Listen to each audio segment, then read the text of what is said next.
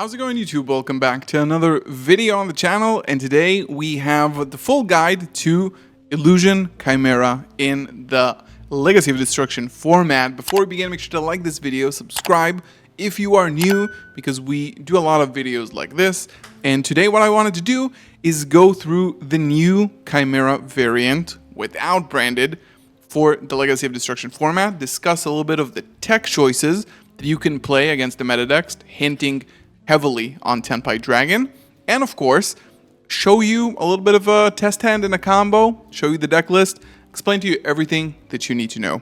So let's go ahead and start off by discussing the deck list. This is no branded Illusion Chimera pure deck list that I've been experimenting with. It's been doing okay, and I think that there's also room to improve, but there's a lot of promise to the deck, I think. I think that branded is sort of like crutches or like training wheels for Chimera. And once you get rid of that, you have to know the deck really well. So the main new card is of course Nightmare Apprentice. This is why we're going back on the train. And by the way, this playmat in the background from Imperium Duelist. So use code GAZO10 there to get 10% off my sponsors. Nightmare Apprentice. Exceptional card, I think. Card that will have a lot of promise in the future. You can special summon itself by discarding one other card, just for free, built-in summon, similar to what you would do with the Bellstar. And when it is summoned, you can add an illusion monster from your deck to your hand. So it's a one-card starter still. It cannot be destroyed by battle, and it cannot destroy by battle, similar to other illusions. And this is your starter for the deck. What's good about this card is that it sort of baits an interruption before your normal summon. It doesn't really solve the fact that you still need your Mirror Swords Knight to resolve if you want to play. However, there's a lot of other ways in this deck where we try to mitigate that and play around that.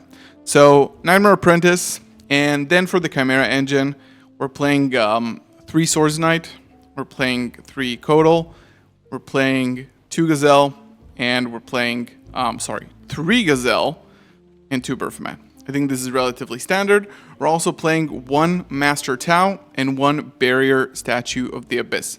This is your main engine, right? This is how you actually play the game. I think the Tau is really important just to prevent you from not dying. I think that the fact that you have illusions that can just bounce back, summon themselves back, the fusions can summon from the graveyard or the banished, you can at least guarantee that you live, and with other cards in your deck you can just kill really fast.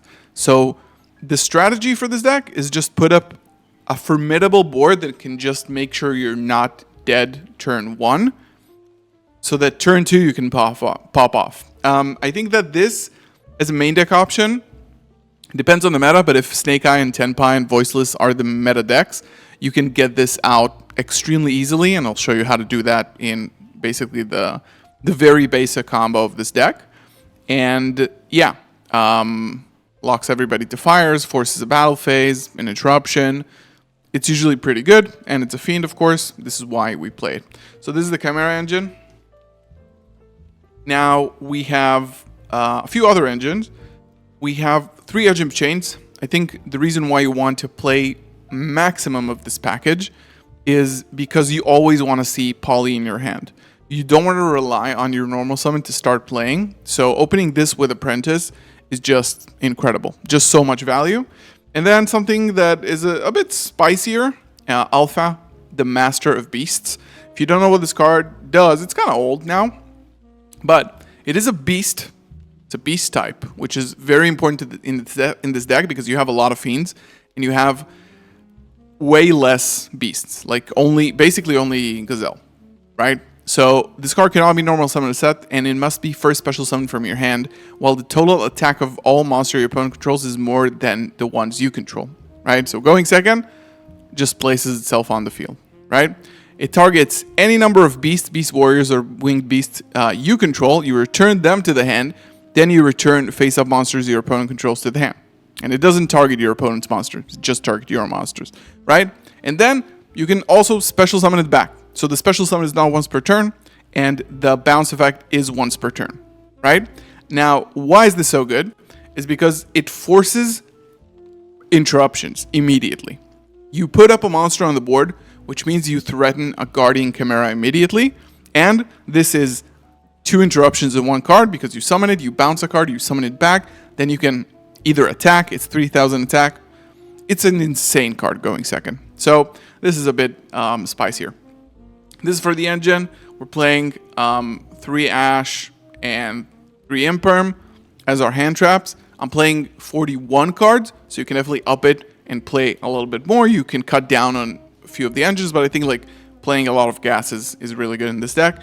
3 Chimera Fusion, 3 Patchwork. Again, you want to see this at all costs, and 2 Polymerization. Now we're playing 2 Crossout Designator, 2 Talents, and 1 Called by the Grave. I think that you can also swap like one of these for like another crossout. I think it definitely could help you. Mainly you care about Ash, Veiler, Imperm. Usually like you can unblock your hand if you have the other pieces of engine. Let's go over the extra deck really quickly and then start talking about the supplementary engines that you can play. Playing 2 King and 2 Berthamat and 1 the Illusion Beast. I think this is pretty standard okay ratios. These cards are all really good. I like having 2 of each just for the grind game. It's really important. Usually you can go through your fusions really like fast and you want to be able to summon maybe another more. I think that you could maybe do this.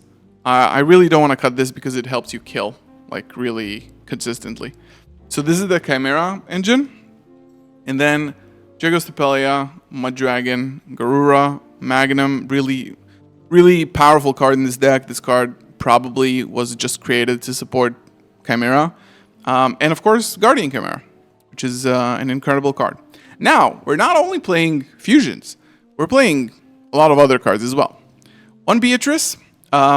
Beatrice is really easy to make in this deck. You can...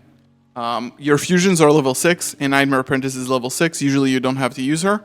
So if you're not locked under Berthamat, and you can do that really easily, Berthamat, the main deck Berthamat is the only card that locks you into fusions. So basically if you open Apprentice, you can, and access to Poly for example, you can easily make this, and make Beatrice. And Beatrice is really, really good in this deck, and we'll talk about why.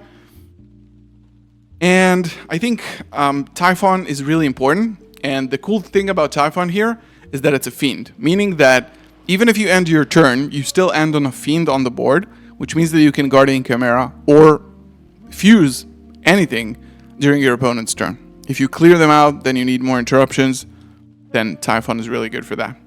Chaos Angel is really, really interesting in this deck because if you're playing against a deck that really cannot out an unaffected, indestructible Chaos Angel, so you special summon Apprentice, search Mirror Swords Knight, normal Mirror Swords Knight, and just make Chaos Angel.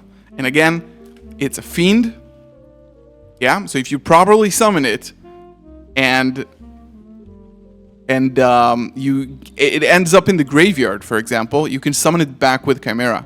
And the banish effect is on special summon, not synchro summon. So being a fiend really helps. Actually, really just complements the deck really well. And then SP and Muckracker. I think Muckracker is interesting in this deck. Again, a fiend that can revive a fiend.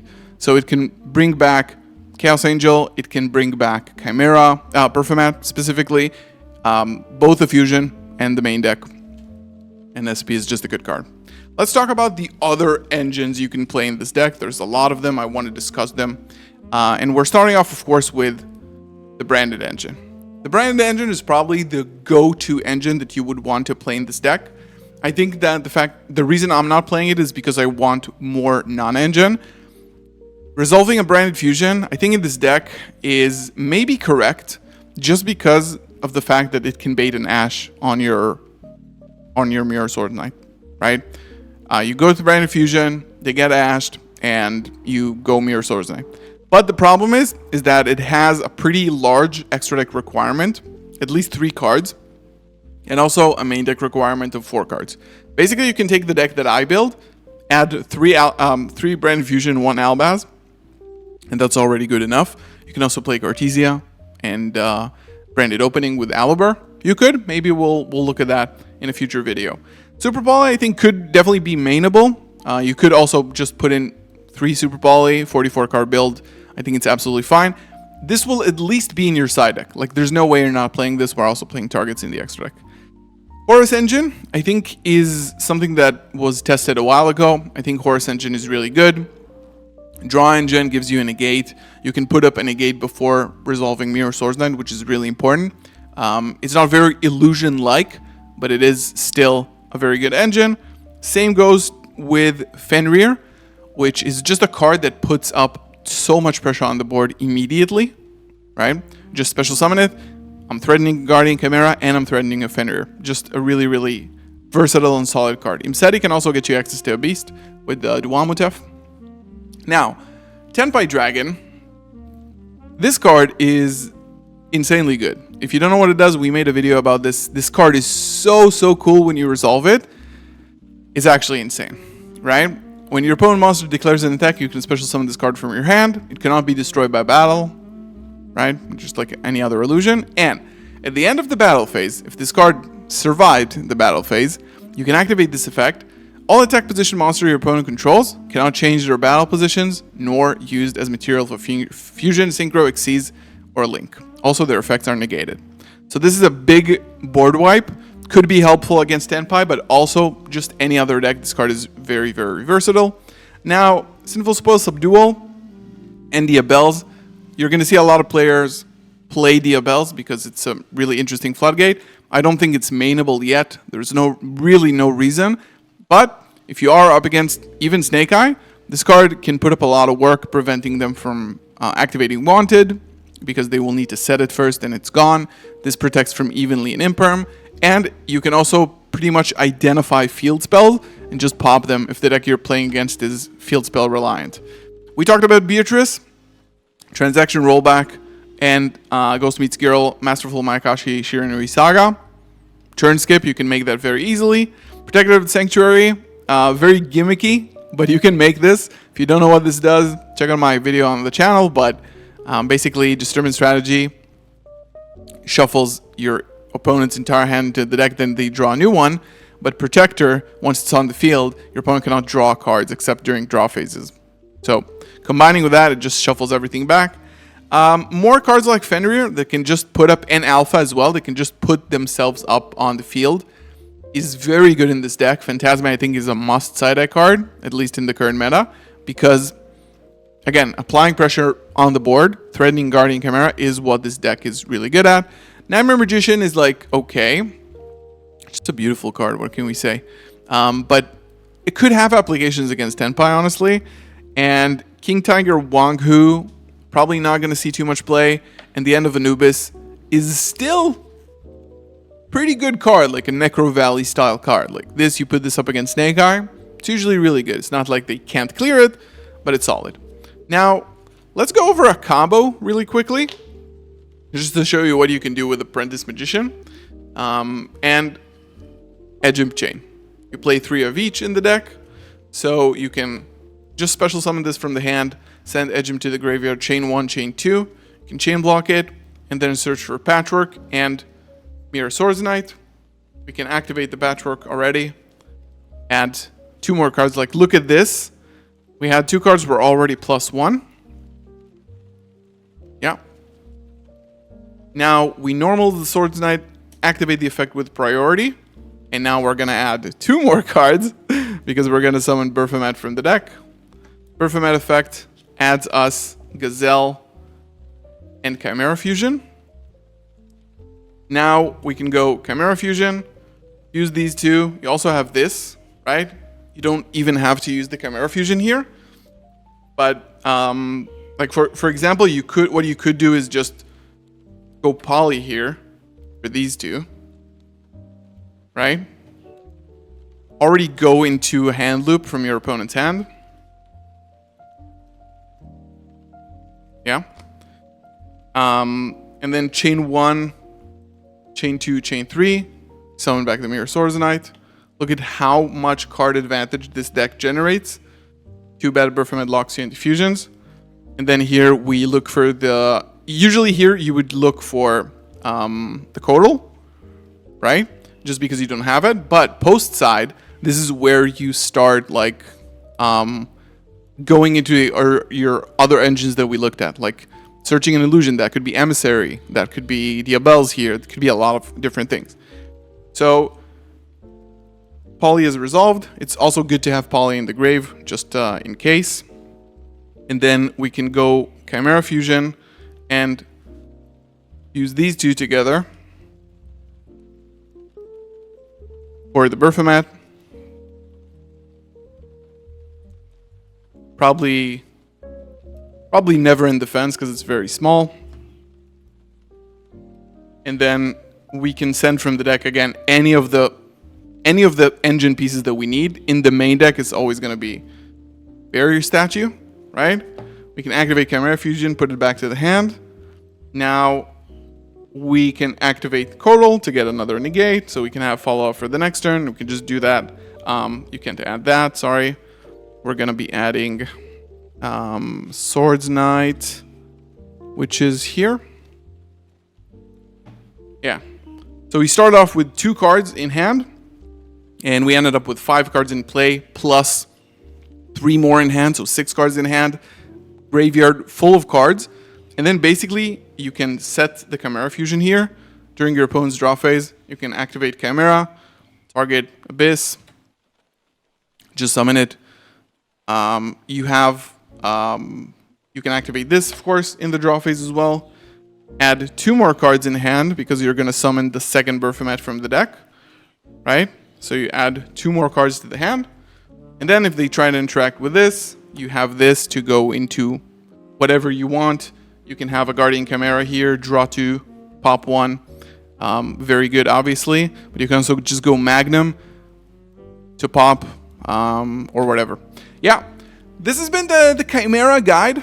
I think this is extremely enjoyable. Probably not a top meta deck. I'm not going to say like this is the best deck. However, I think it's a fun deck.